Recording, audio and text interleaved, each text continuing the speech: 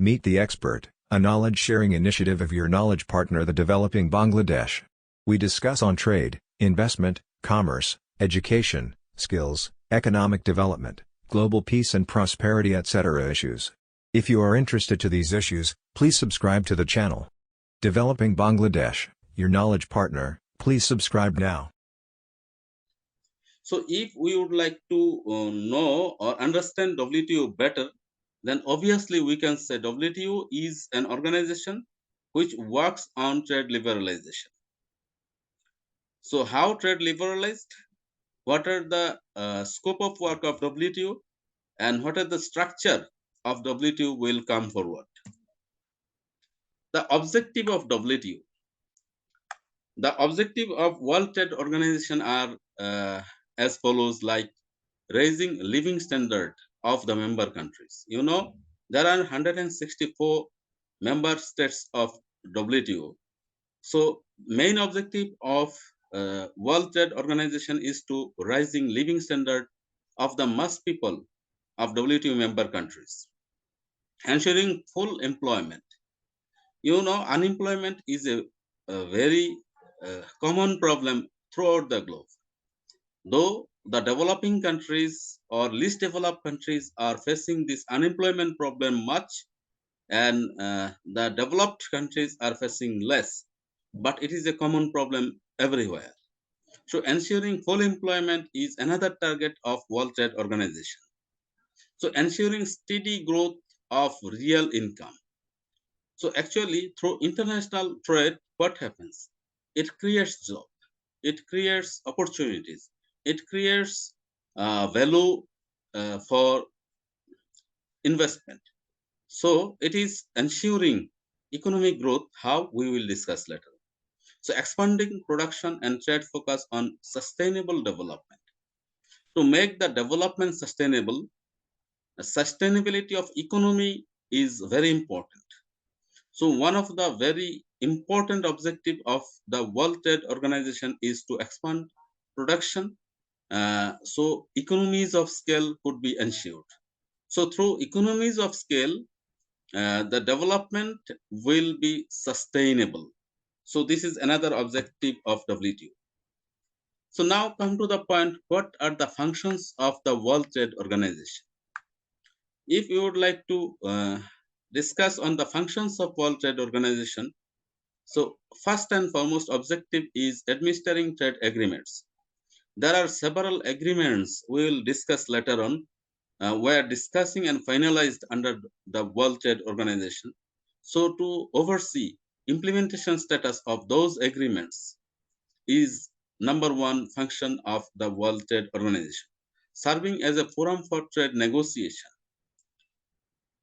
Actually, in the United States, political leaders discuss inter-country relationship, global development objective, and many more in the United Nations. The World Bank, IMF has several development agenda. For administration of international trade, how these rules will be framed, these issues were discussing in the World Trade Organization. So this is the function of trade negotiation. Settling trade disputes. So actually in international trade, if there is a trade, so dispute could be arise. For dispute settlement, peaceful settlement of trade disputes, WTO works very closely. Reviewing trade policies of WTO members.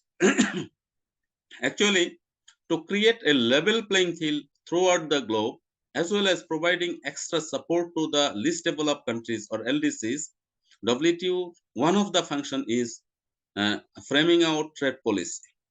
Coordination with relevant international organizations. For example, WTO coordinates with ITC, International Trade Center. WTO coordinates with UNCTAD. So they coordinate and work to implement the global agendas, providing technical assistance to developing countries, including LDCs. So technical assistance, where it is needed by LDCs or developing country, WTO is there to support with technical know-how as technical assistance. So let's discuss about the principles of the World Trade Organization. So to discuss the principles of World Trade Organization, uh, MFN, that is most favored nation, it is number one principle of the World Trade Organization. So what this MFN is? MFN means treating all countries equally. That means if you provide any particular facility to X country, then it has to be open for all other countries. So this is most favored nation principles of the WTO. Second principle is national treatment principle. So MFN means obviously there will be a uniform trade policies, but every nation has right to determine its trade policy. So treating foreign goods and local goods equally. So this is national treatment.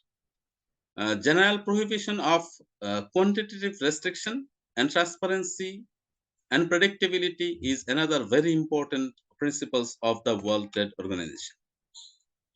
So let's try to know who are the members of the World Trade Organization. Till 2016, we see there are 164 countries as member of the World Trade Organization. So finally in 2016, Afghanistan joined. Around 20 countries are in the process of accessing. So 20 more applications are waiting to be member of the World Trade Organization. So members are divided into three groups: developed countries, developing countries, and least developed countries. So these three major groups are divided. So LDCs are those who are designated so by United Nations. Uh, Currently, there are 48 LDC countries around the globe. So WTO member covers 90% of the global trade. So these 164 countries covers 90% of world trade. This figure, this statistics is just enough to discuss how important the World Trade Organization is. So let's try to discuss.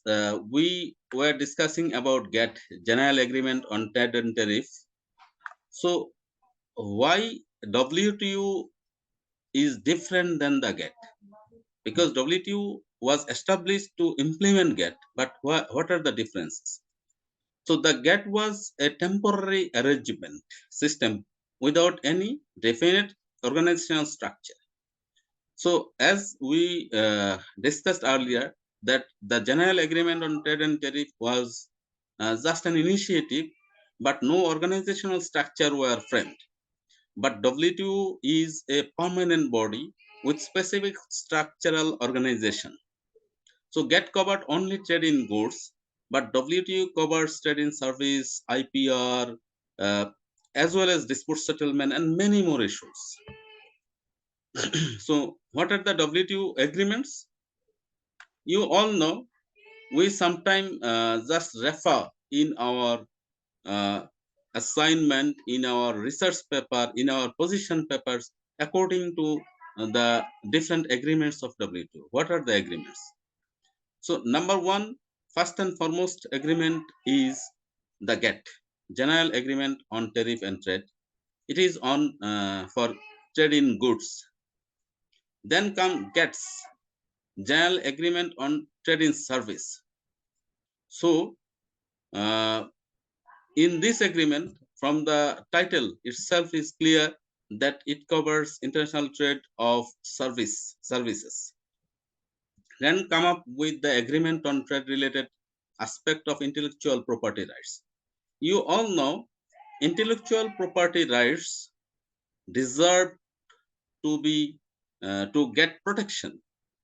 But if any innovator invents something and he industrialize his idea through any company, if his competitor started to copy it and publish in the market and sell in the market, so it provides it is very harmful for the innovators.